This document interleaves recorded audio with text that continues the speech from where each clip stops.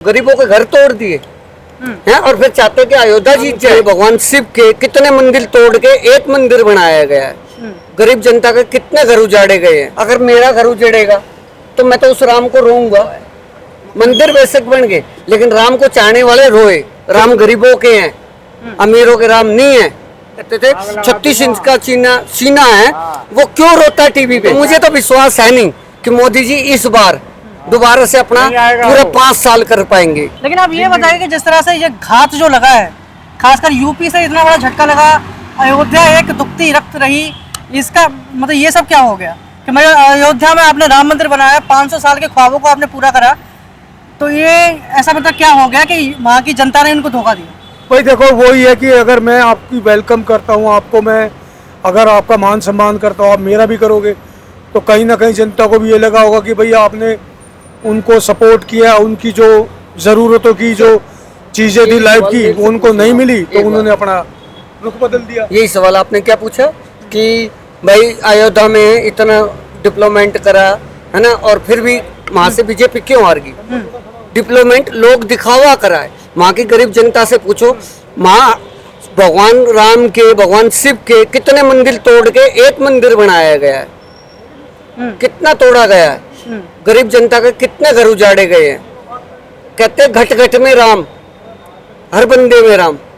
तो वो राम वहां नहीं था, सिर्फ वही राम था कि मंदिर में बैठा दिए और मोदी जी खड़े हो गए। सिर्फ वही राम है। राम आपके अंदर भी है, राम हमारे अंदर भी है। राम ये भाई साहब कैमरा ले रहे हैं, इनके अंदर भी है। तो अगर मेरा घर उजड़ेगा तो मैं तो उस राम को रोऊंगा। वहाँ अयोध्या में यही हुआ है। मंदिर बेशक बन गए लेकिन राम को चाहने वाले रोए जब उनके घरों पे बिल्डोजर चले हैं। और उसी का नतीजा है कि मोदी जी कुछ नहीं। अगर मोदी जी पहले उन्हें सेट करते, गरीबों को करते। आज सबसे अच्छे सिख धर्म है कि भैया भूखों को खाना खिला रहा है। आज 100 साल से ज़्यादा सुनता आ रहा हूँ मैं, जब से पैदा हुआ हूँ, कि वो जो जितना कर सकते हैं सिख धर्म वाले, गरीबों को खाना खिला रहे हैं। उनके ऊपर जीएसटी लगा दी।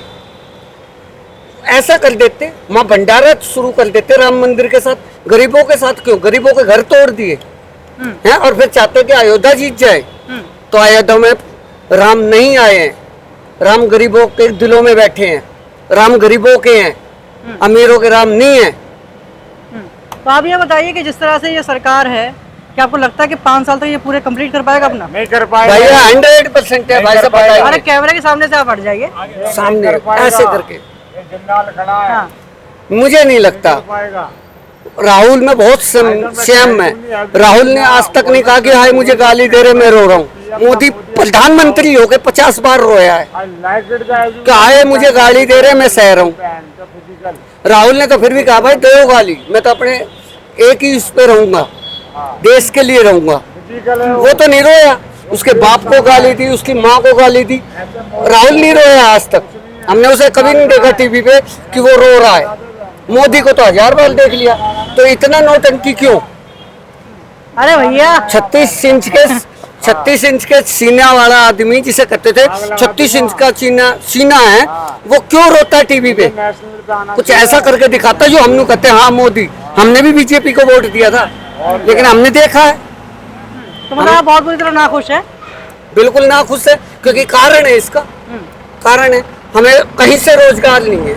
आज हम सारे के सारे। लेकिन जैसे आप ये आपने सारे मुद्दे बता दिए, अब ये बताइए कि ये मतलब एनडीए की सरकार तो आ ही रही है, अब चाहे आप माने चाहे ना माने, लेकिन क्या लगता है कि तीसरे टर्म में कोई सुधार हो सकता है कि नहीं हो सकता? देखिए मैंने शुरू में जनता ने जिस तरह का सबक दिया है उससे कोई फायदा मिलने वाला मैं एक ही चीज बताई, चोर चोर मोसरे भाई।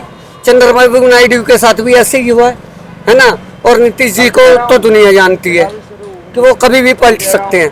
तो मुझे तो विश्वास है नहीं कि मोदी जी इस बार दोबारा से अपना पूरे 5 साल कर पाएंगे। ठीक है अभी कर लेंगे, लेकिन जब मोदी जी अपना पहले वाला एक रूप दिखाएंगे, पहले जैसे मेजोरिटी दिखाना चाहेंगे, तो इस बार गठबंधन में ये नहीं होगा। ये नहीं होगा। चलिए। और मेरी राय तो ये है कि सबसे बड़ी गलती, बिल्कुल नोट कर लो, मोदी जी से मैं कहना चाहूँगा कि आपने नीतीश पे भरोसा नहीं करा, नीतीश ने आप पे नहीं करा कभी। हैं। और चंद्रबाबू नायडू के लिए आपने बहुत गंदा बोला, वो भी समझते हैं, तो उनके भी दिल में है। आप ये भरोसा छोड़ दो कि दोबारा राजा हो जाओगे आप।